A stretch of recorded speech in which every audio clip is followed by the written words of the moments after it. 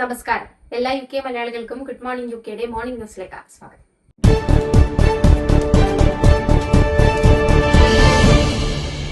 ഒടുവിൽ കോൺഗ്രസിലെ മുഖ്യമന്ത്രി ചർച്ചയ്ക്ക് അവസാനം. കേരളത്തിന്റെ പുതിയ മുഖ്യമന്ത്രിയായി VD സതീശനെ പ്രഖ്യാപിച്ചു. കേരളത്തിന്റെ ചുമതലയുള്ള AICC general secretary Deepa Das Munshi, AICC നിരീക്ഷകരായ അജയ് മക്കൻ, മുകുൾ വാസ്നിക്, ജയറാം രമേശ് എന്നിവർ മാധ്യമങ്ങളെ കണ്ടാണ് തീരുമാനം പ്രഖ്യാപിച്ചത്. മുഖ്യമന്ത്രി പ്രഖ്യാപനം സംബന്ധിച്ച് ഇന്ന് രാവിലെ ഡൽഹിയിൽ തിരക്കിട്ട കൂടിയാലോചനകൾ നടന്നിരുന്നു.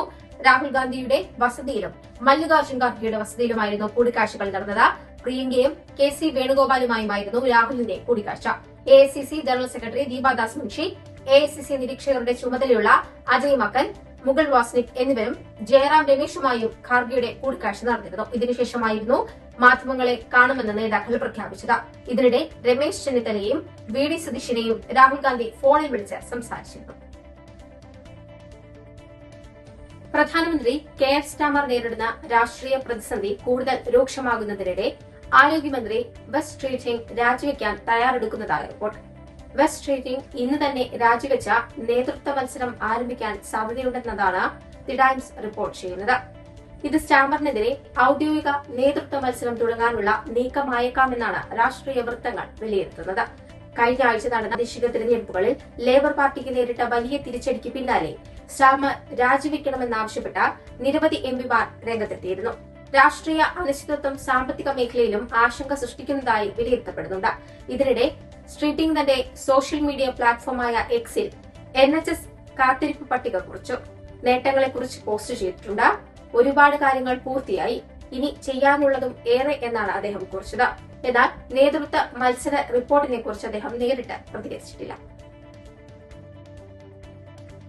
പാർട്ടിക്കുള്ളിലെ രാഷ്ട്രീയ പ്രതിസന്ധിക്കിടെ തന്റെ നേതൃത്വ അധികാരം ഉറപ്പിക്കാൻ ശ്രമിച്ച പ്രധാനമന്ത്രി കെയർ സ്റ്റാമർ പുതിയ പാർലമെന്ററി സെഷനിലേക്കുള്ള സർക്കാരിന്റെ നിയമനിർമ്മാണ അജണ്ട പ്രഖ്യാപിച്ചു. ചാൾസ് രാജാവ് പാർലമെന്റിൽ അവതരിപ്പിച്ച കിങ്സ് സ്പീച്ചിൽ സർക്കാർ നിരവധി പ്രധാന പരിഷ്കാരങ്ങളാണ് പ്രഖ്യാപിച്ചത്. NHS ഇംഗ്ലണ്ടിൽ പുനഃസംഘടിപ്പിക്കൽ, പ്രത്യേക വിദ്യാഭ്യാസ ആവശ്യങ്ങളുള്ള കുട്ടികൾക്കായുള്ള പഠനരീതി പരിഷ്കരിക്കൽ, ജൂറി വിചാരണകൾക്ക് നിയന്ത്രണം, ഡിജിറ്റൽ ID സംവിധാനം, ഇംഗ്ലണ്ടും വെയിൽസും ഉൾപ്പെടെയുള്ള ലേഷ് ഹോൾഡ് ഹൌസിംഗ് സംവിധാനം അവസാനിപ്പിക്കൽ തുടങ്ങിയ ബില്ലുകളാണ് അവതരിപ്പിച്ചത്.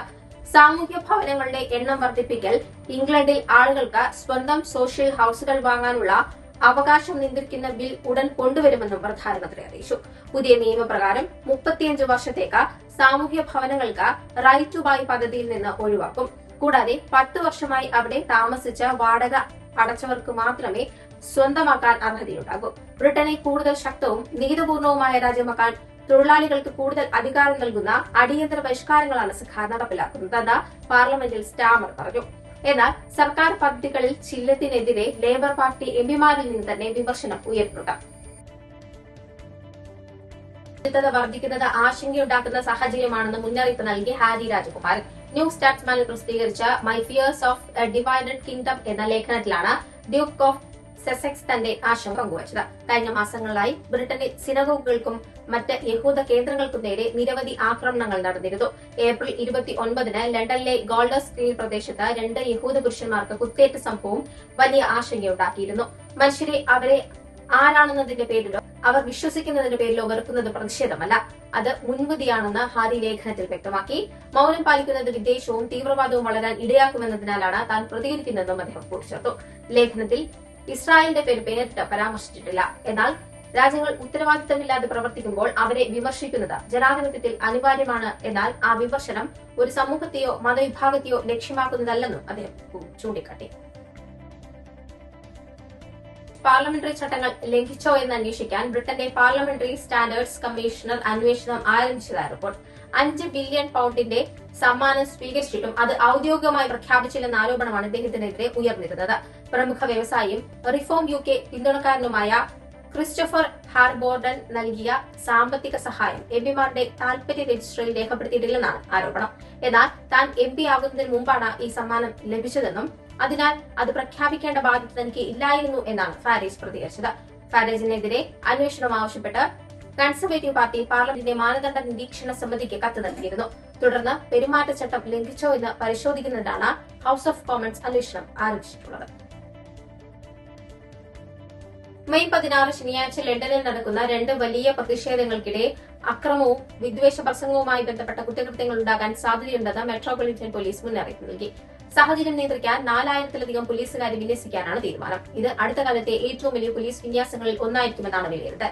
വലതുപക്ഷ പ്രതിഷേധക്കാരും പലസ്തീൻ അനുകൂല മാർച്ചിൽ പങ്കെടുക്കുന്നവരും തമ്മിൽ ഏറ്റുമുട്ടൽ ഉണ്ടാകാതിരിക്കാൻ ശക്തമായ സുരക്ഷാ ക്രമീകരണങ്ങളാണ് ഒരുക്കുന്നത്. അതേസമയം വെംബ്ലി സ്റ്റേഡിയത്തിൽ നടക്കുന്ന FA കപ്പ് ഫൈനൽ മത്സരത്തിനായി ആയിരക്കണക്കിന് ഫുട്ബോൾ ആരാധകരും ലണ്ടനിലെത്തുന്നതിനാൽ പോലീസിന് അധിക സമ്മർദ്ദം ഉണ്ടാകുമെന്നാണ് കണക്കാക്കുന്നത്. സാഹചര്യം കണക്കിലെടുത്ത് പരമാവധി നിയന്ത്രണ നടപടികൾക്ക് സ്വീകരിക്കേണ്ടി വരുമെന്ന് സ്കോട്ട്ലൻഡ് യാർഡ് അറിയിച്ചു. പ്രതിഷേധങ്ങളിൽ ആദ്യമായി ലൈവ് ഫേഷ്യൽ റെക്കഗ്നിഷൻ ക്യാമറകൾ ഉപയോഗിക്കാൻ അനുമതി നൽകിയിട്ടുണ്ട്. കൂടാതെ അക്രമ സാഹചര്യം ഉണ്ടാവുകയാണെങ്കിൽ ഉപയോഗിക്കാനായി ആർമഡ് വെഹിക്കിൾസ് സജ്ജമാക്കിയതായി പോലീസ് അറിയിച്ചു. ഇംഗ്ലണ്ടിലെ കെന്റ് അയ്യപ്പ ക്ഷേത്രത്തിൽ ഇടവമാസ പൂജ മെയ് 16-ാം തീയതി ശനിയാഴ്ച നടക്കും. അന്നേ ദിവസം രാവിലെ 8:30 ഗണപതി ഹോമം, വൈകുന്നേരം 6 മുതൽ അഭിഷേകം, ദീപാരാധന, വിളക്കുപൂജ, ലളിത സഹസ്രനാമ അർച്ചന, ഭജന, നീരാഞ്ജനം, പടിപൂജ, ഹരിവരാസനം എന്നിവ ഉണ്ടാകും. വിളക്കുപൂജയിൽ പങ്കെടുക്കുന്ന ഭക്തർ അതിനായി ആവശ്യമായ പൂക്കളും ഒരു നിലവിളക്കും നീരാഞ്ജനത്തിന് ഒരു നാളികേരവും കൊണ്ടുവരേണ്ടതാണ്. പൂജകൾക്ക് ശ്രീ അഭിജിത്ത് പ്രധാന കാർമ്മികത്വവും വെള്ളിയോട്ടെല്ലാം ശ്രീ അദ്രിത് വാസുദേവ് സഹകാർമ്മികത്വവും വഹിക്കും.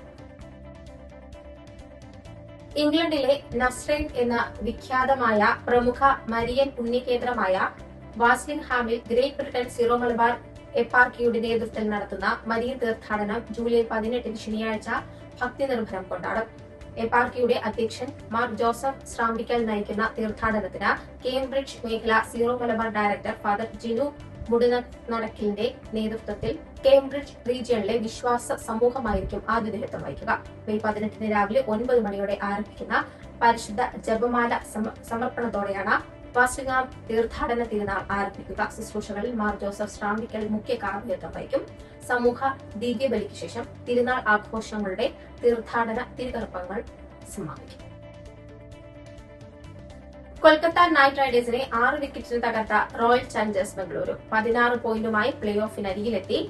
ആദ്യം ബാറ്റ് ശ്രീലങ്കത്തെ ഉയർത്തിയ 193 റൺസ് വിജയലക്ഷ്യം വിരാട് കോഹ്ലിയുടെ അപരാജിത സെഞ്ചുറിയുടെ കരുത്തിൽ RCB 19 പോയിന്റ് 1 ഓവറിൽ 4 വിക്കറ്റ് നഷ്ടത്തിൽ മറികടന്നു. 10 ഫോറും 3 സിക്സറും പറത്തി 58 പന്തിൽ സെഞ്ചുറി തികച്ച കോഹ്ലി 60 പന്തിൽ 105 റൺസുമായി പുറത്താകാതിരുന്നു.